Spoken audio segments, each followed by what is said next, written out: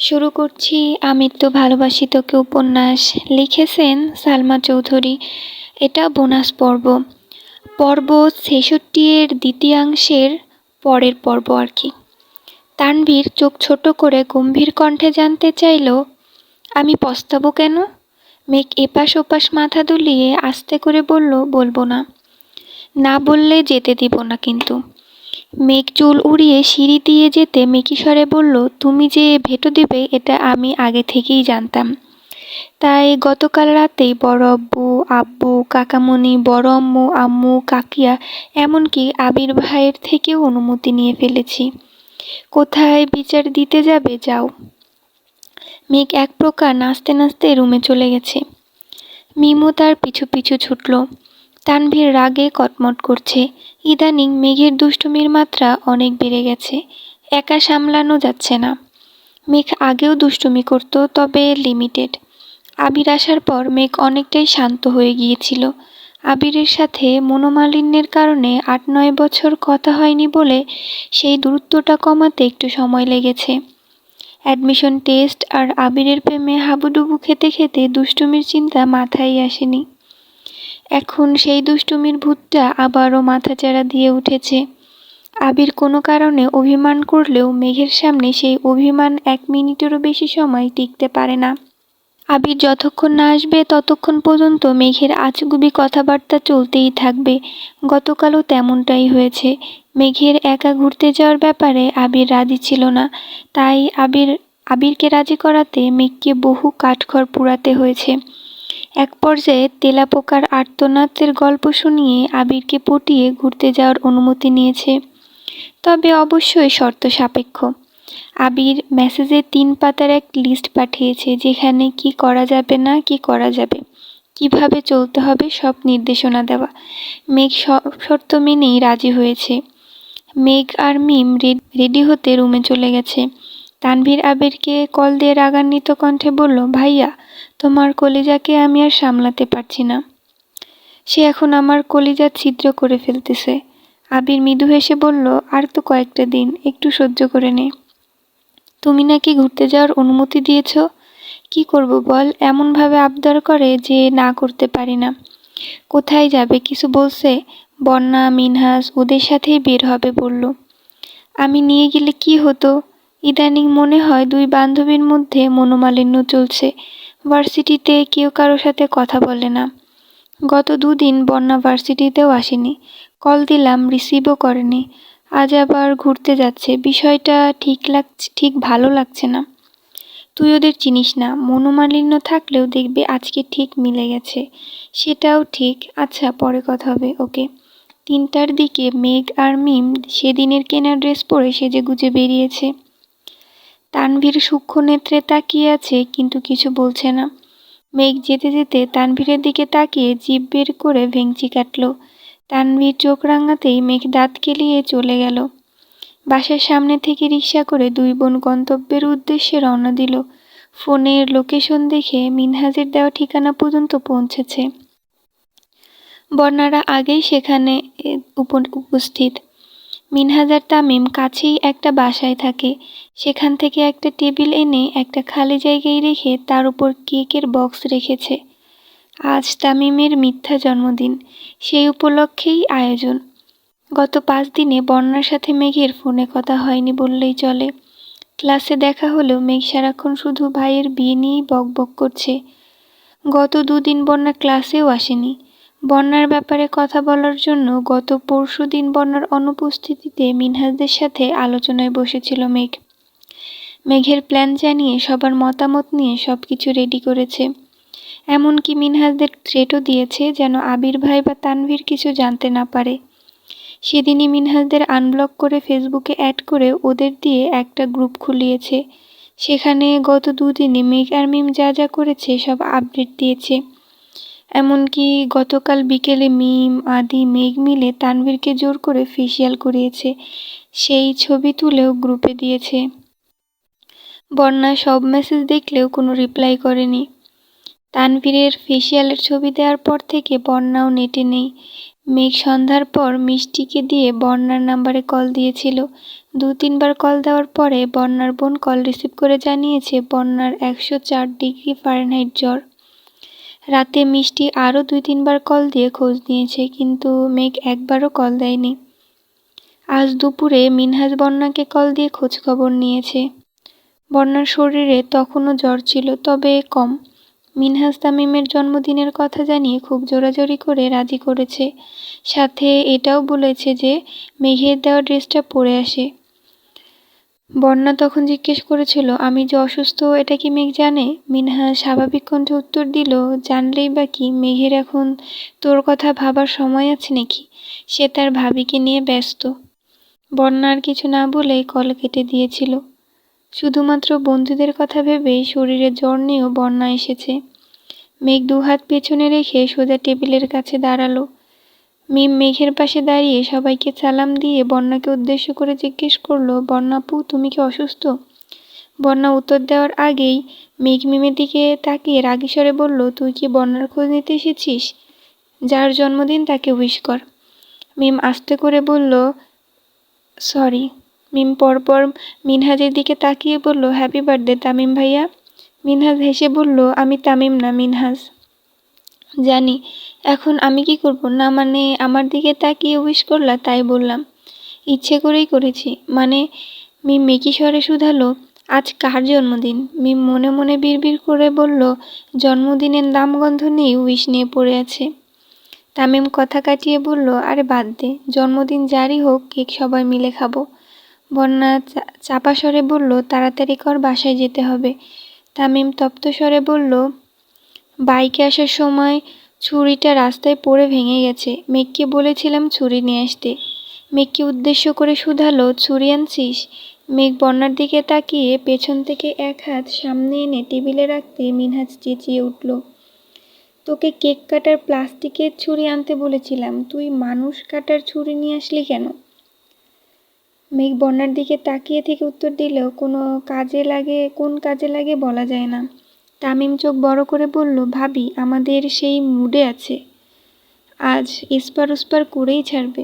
বন্যা ঢোক গিলে শান্ত স্বরে বলল, ওর মুডে থাকার দিন ও তো মুডেই থাকবে। কেক কাটলে কাট, না হয় আমি চলে যাব।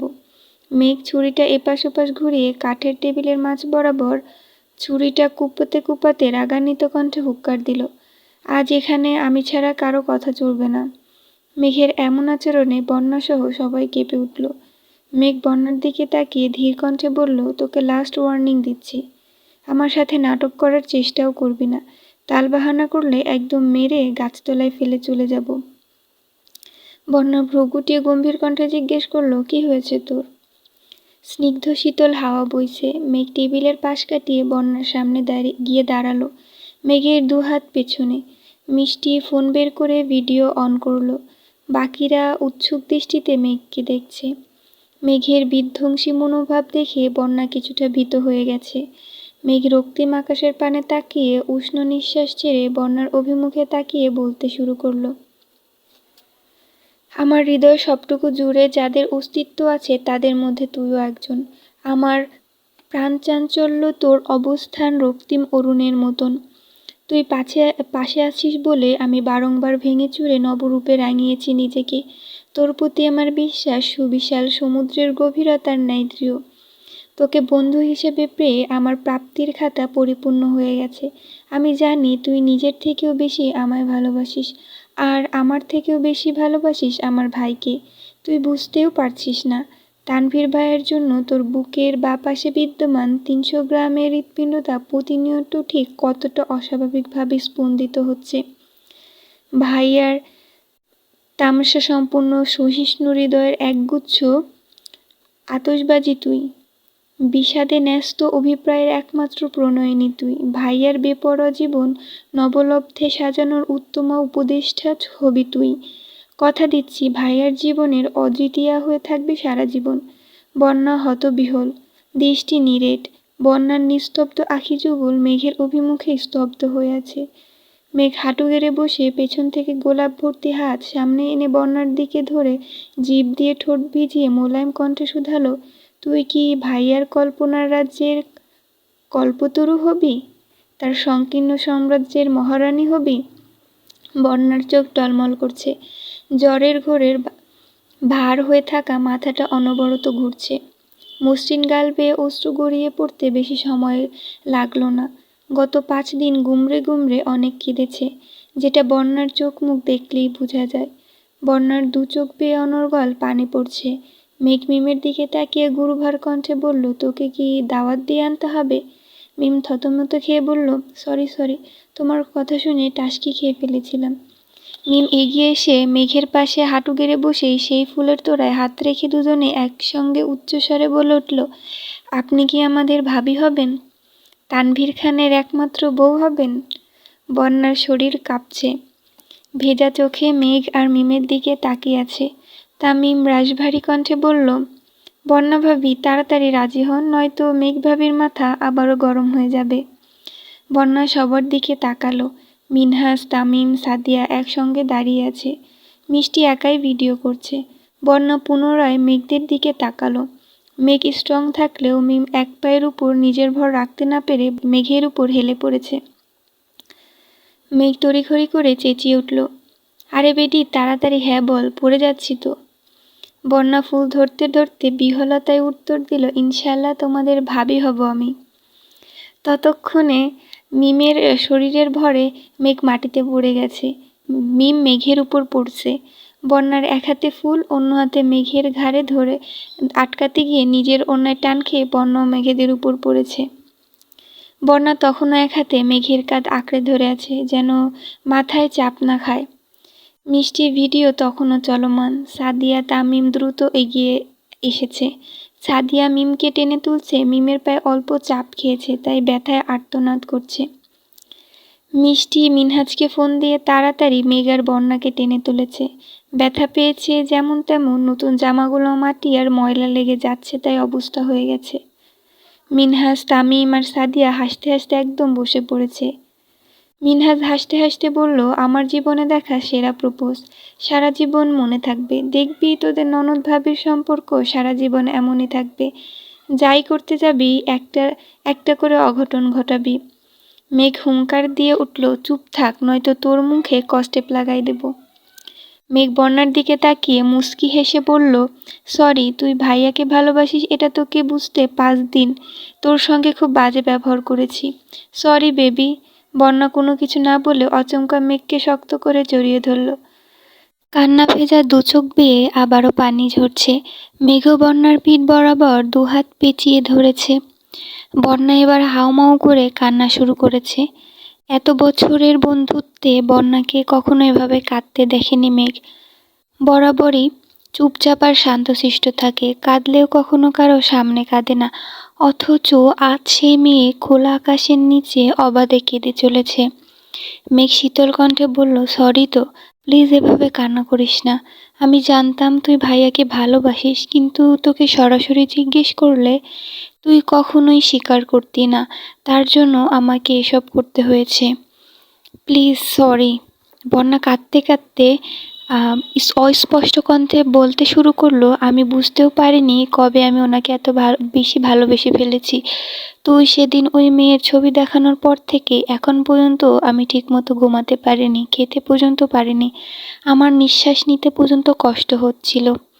সারাক্ষণ মনে হচ্ছিল আমি সব হারিয়ে ফেলছি, কি যেন নেই আমার, চারপাশ শূন্য লাগছিল আমার। আমি ওনাকে অনেক ভালোবাসি বেবি। মেঘ বন্যাকে নিজের কাছ থেকে সরিয়ে 2 চোখ মুছে শান্ত কণ্ঠে বলল, আমার ভাবি হতে তুই সত্যি রাজি তো? বন্যা মলিন হেসে বলল, রাজি। কিন্তু? মেঘ স্বাভাবিক কণ্ঠে জানতে চাইল, কিন্তু কি? তুই যে বলছিলি আজ মেয়ে দেখতে যাবি। লে হালুয়া, তুই কি ছেলে নাকি? বন্যা শ্বাস ছেড়ে রাগী স্বরে বলল, দূর ফাজলামো করিস না। ওই মেয়েটা কে ছিল? আমি চিনি না, ফেসবুকে পেয়েছিলাম, ফাজিল মেয়ে।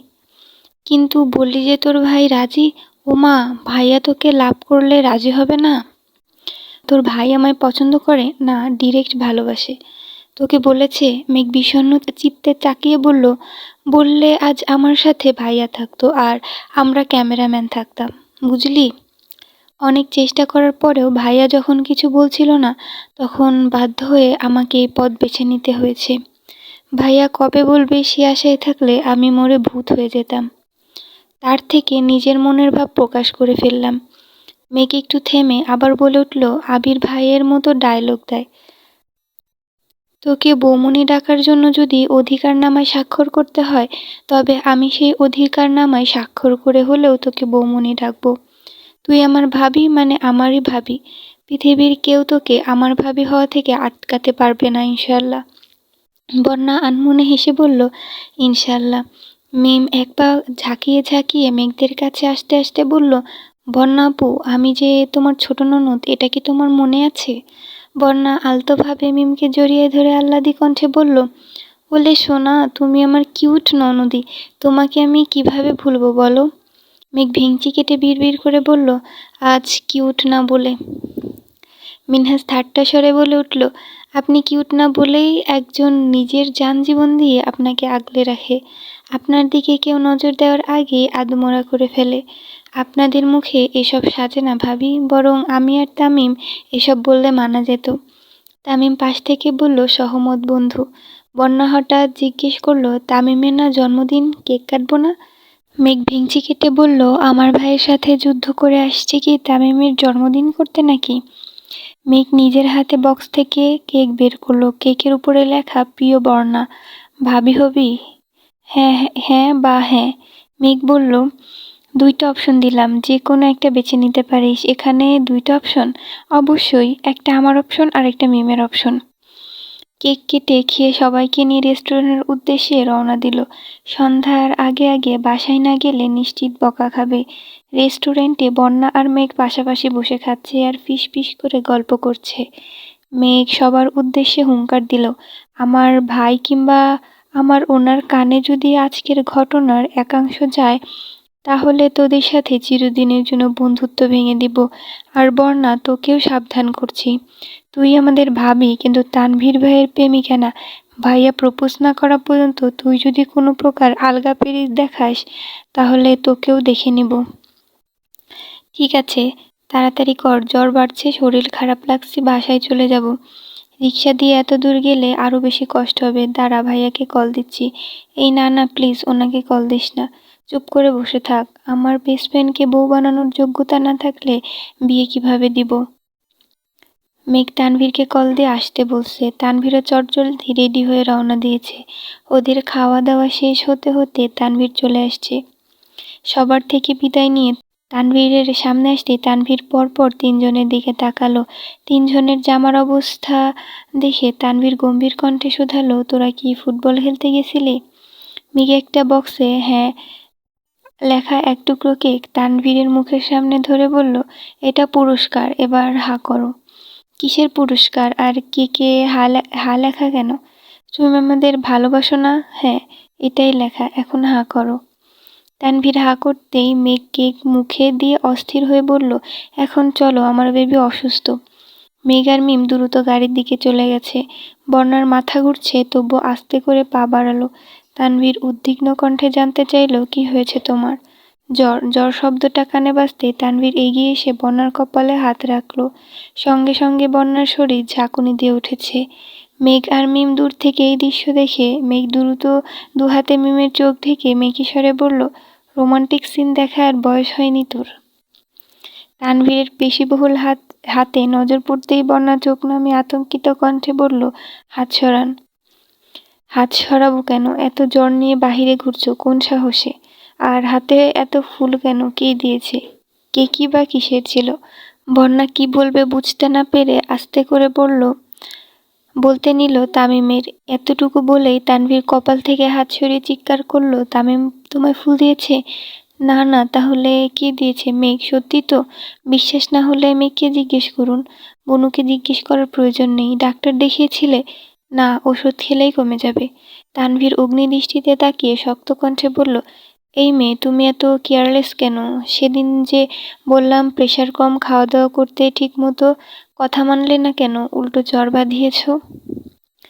বন্যা কিছু না বলে মাথা নিচু করে চলে যাচ্ছে। তানভীর পেছন পেছন গজগজ করতে করতে যাচ্ছে। কল দিলে কল রিসিভ করে না, কিছু জিজ্ঞেস করলে উত্তর দেওয়ার প্রয়োজন মনে করে না, নিজের যত্ন পর্যন্ত নেয় না। এর থেকে রোবটও শতগুণে ভালো। বন্যার সামনে যেতে যেতে তানভীরের কথা শুনে মুচকি হাসল। বন্যাকে ডাক্তার দেখিয়ে ঔষধ আর কিছু ফল কিনে বাসা পর্যন্ত পৌঁছে দিয়ে তারপর ওরা বাসায় আসছে। সারাদিনের ক্লান্তিতে মেঘ মাগরিবের নামাজ পড়ে ঘুমিয়ে পড়েছে। ফোন টেবিলের উপর সাইলেন্ট অবস্থায় পড়ে আছে। আবির সন্ধ্যার পর সবার সাথে কথা বলার সময় মেঘের সাথে কথা বলতে চেয়েছিল, কিন্তু মেঘ আশেপাশে নেই শুনে তেমন জোরও করেনি। কিন্তু মেঘের সঙ্গে কথা বলার জন্য মনটা ছটফট করছে। মেঘদের বাসায় পৌঁছে দিয়ে তানভীর একটা কাজে শহরের বাইরে গেছে, আগামীকাল ফিরবে। মেঘের সাথে কথা বলার জন্য 2-3 বার আম্মু মামুনির নাম্বারে কল দিয়েছে, কিন্তু মেঘের সাথে কথা বলতে পারছে না। কাকিয়ার ফোন প্রায় সময় মিমের কাছে থাকে, সেই ভেবে কাকিয়াকেও কল দিয়েছে, কিন্তু আজ ফোন কাকিয়ার কাছেই। আবির এক পর্যায়ে বাধ্য হয়ে ফুপ্পিকে কল দিল। ফুপ্পি এশার নামাজ পড়ছেন, তাই জান্নাত ফোন রিসিভ করে সালাম দিল। জান্নাতের কণ্ঠ বুঝতে পেরে আবির সালামের উত্তর দিয়ে স্বাভাবিক কণ্ঠে জিজ্ঞেস করলো, কেমন আছো? আলহামদুলিল্লাহ ভালো, তবে রেগে আছি। কেন আপু? ভাইয়া, আজ আমি তোমার ভাবি হিসেবে কথা বলছি। জি ভাবি, বলুন। জান্নাত মনমরা হয়ে বলল, আমাদের বিবাহবার্ষিকীতে মেঘকে আসতে দিলে না কেন? আম্মুকে দিয়ে তোমাকে কতগুলো কল দিলাম, আমি নিজে দিলাম, তানভীর ভাইয়াকে পর্যন্ত কতগুলো কল দিয়েছি। এটা কি তুমি ঠিক করলে? আবির মুচকি হেসে বলল, আমি চিন্তা করেছি আমার বউকে এখন থেকে একা কারো বাসায় যেতে দেব না। একা একা ঘুরলে আমার কথা ভুলে যাবে। এই যে আজ বন্ধুদের সাথে ঘুরতে বেরিয়ে সারাদিনেও আমার খোঁজ নেয়নি। একদম ঠিক করেছে। এত বউ পাগল যেহেতু বউকে নিয়েই চলে যাইতা। আমি তো নিয়েই আসতাম, কিন্তু আপনার মামা শ্বশুর মানে আমার আব্বাজান শুনলে হার্ট অ্যাটাক করে ফেলবেন, এই ভয়ে আনতে পারিনি। মেঘের আব্বু শুনলে মনে হয় হার্ট অ্যাটাক করতো না? জি না, আমার শ্বশুর অনেক স্ট্রং, আর ওনাকে যদি আজ বলি মেয়েকে পাঠিয়ে দিতে, উনি এক কথায় রাজি হয়ে যাবেন। জান্নাত উত্তেজিত কণ্ঠে বলল, সত্যি মেজো মামা জানে? তুমি বলে ফেলছো? আমি বলিনি, কিন্তু উনি রাজি। এটা আবার কেমন কথা? এটা এমনই কথা। সেসব বাদ দেন, এখন আমার বাসায় ফোন দিয়ে আমার বউটাকে ঘুম থেকে উঠিয়ে আমাকে কল দিতে বলুন। বউকে খুব মিস করছি। আমাকে এসব বলতে তোমার লজ্জা লাগছে না? আপনি বললেন আজ আপনি আমার ভাবি, তাই দেবর হিসেবে ভাবির কাছে আবদার করা যায়। রাখছি এখন। আচ্ছা। জান্নাত যথারীতি হালিমা খানকে কল দিয়ে মেঘের সাথে কথা বলার নাম করে মেঘকে ঘুম থেকে তুলে আবিরের কথা বলেছে। মেঘ তড়িৎ বেগে উঠে ওয়াশরুম থেকে চোখ মুখে পানি দিয়ে এসে আবিরকে কল দিল। আবির অডিও কল কেটে ডিরেক্ট ভিডিও কল দিল। মেঘ ঘুম ঘুম চোখে তাকিয়ে সালাম দিল। আবিরের সালামের উত্তর দিয়ে তপ্ত স্বরে বলল, কারো কি আমার জন্য বিন্দুমাত্র চিন্তা হয়? সরি, ঘুমিয়ে পড়েছিলাম। আমিও সরি ঘুম ভাঙানোর জন্য। মেঘ মুচকি হেসে বলল, আপনার এই পরিবর্তনের পেছনে নিশ্চিত কোনো রহস্য আছে। কী রহস্য বলুন তো? আবির লাজুক হেসে বলল, আমি বলুম না, আমার শরম করে। মেঘ চক্ষু যুগল প্রশান্ত করে বলল, আপনারও শরম আছে? আবির উত্তর না দিয়ে মেঘের দিকে নিষ্পলক চোখে তাকিয়ে আছে। মেঘ বারবার ডাকছে, কিন্তু আবিরের নজর স্থির। মেঘ এবার রাগী স্বরে বলল, এভাবে তাকিয়ে আছেন কেন? আপনার যেহেতু মনে হয় আমি নির্লজ্জ, তাই আজ থেকে আমি নির্লজ্জের মতো আচরণ করব। মেঘ আহাম্মকের মতো তাকিয়ে আছে। আবিরের দৃষ্টি মেঘকে বরাবরই নাজেহাল করে। সেই সঙ্গে আবিরের উল্টাপাল্টা কথাতে মেঘ এখন হতবিহ্বল। আবির খানিক চুপ থেকে মোলায়েম কণ্ঠে শুধালো, শুনলাম কোথায় পড়ে গিয়ে জামা কাপড় নষ্ট করে আসছিস? শরীরে ব্যথা পেয়েছিস? না, তেমন ব্যথা পাইনি, কোমরে একটু লেগেছে। কি করতে গেছিলি? একটা গুরুত্বপূর্ণ কাজ করতে গেছিলাম, কাউকে বলা যাবে না। আমাকেও বলা যাবে না? আপনাকে অবশ্যই বলবো, কিন্তু এখন না প্লিজ। আপনি দেশে ফিরলে আপনাকে সারপ্রাইজ দিব। এখন কিন্তু আমার ভয় হচ্ছে। আবিরের মুখে অপ্রত্যাশিত কথা শুনে মেঘ বাগাড়ম্বরপূর্ণ হয়ে গেছে। গলা খাকারি দিয়ে আস্তে করে বলল, ওহ নো, আপনি আমায় ভয় পান? কতটা? আবির ভ্রুকুচকে চাপা স্বরে বলল, আপনাকে না, আপনার কর্মকাণ্ডকে ভয় পাই আমি। ধন্যবাদ সবাইকে। আর আমার গল্পগুলো যদি আপনাদের ভালো লেগে থাকে তাহলে আমার চ্যানেলটা সাবস্ক্রাইব করে দেবেন।